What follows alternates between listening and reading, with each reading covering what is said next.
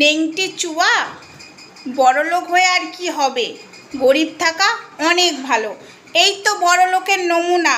এমনই বড়লোক বুকের খাস দেখিয়ে পয়সা ইনকাম করছিস। পুরনো নাইটি পরুক ধরিত্রী আর নতুন নাইটি পরুক, আমরা তো আর তোদের মতো খাস দেখিয়ে টাকা ইনকাম করি না। নেংটি চুয়া, বুঝেছিস? নেংটি চুয়া তোকে বলছি, এবং তোর নেংটি ভিউয়ার্সগুলোকে বলছি, শুনে রাখ, আমরা গরিব হতে পারি, আমাদের মান সম্মান ঢাকা রাখি, সম্মান বিক্রি করে খাই না, বুঝেছিস?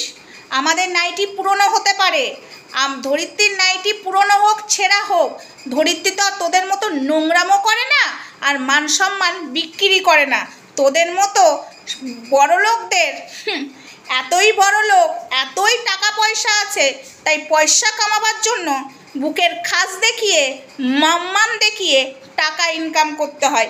এই তো তোদের বড়লোকের নমুনা। তার থেকে মনে হয় গরিব থাকা অনেক ভালো, বুঝেছিস? নেংটি চুয়া, বুঝেছিস? গরিব থাকা অনেক ভালো, গরিব হতে পারি, আমাদের মান সম্মান না ঢাকা থাকে। বড়লোক মারাতে এসেছে, এগুলো নাকি বড়লোক। যারা বড়লোক মারাতে এসেছি সেখানে, তারা এখানে বুকের খাস দেখিয়ে টাকা ইনকাম করো আর কাস্টমার ডাকো, আজ আইয়ে আইয়ে সুপার চ্যাট কেজিয়ে, তাই না?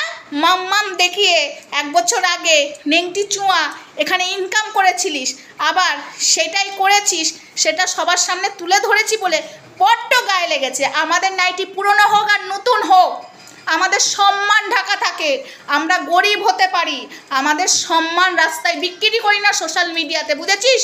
এটা হলো আমাদের গরিবের নমুনা। তোদের মতো বড়লোকের নমুনা রাখ, রাখ তোদের মতো বড়লোকের নমুনা, চা ভাগ এখান থেকে।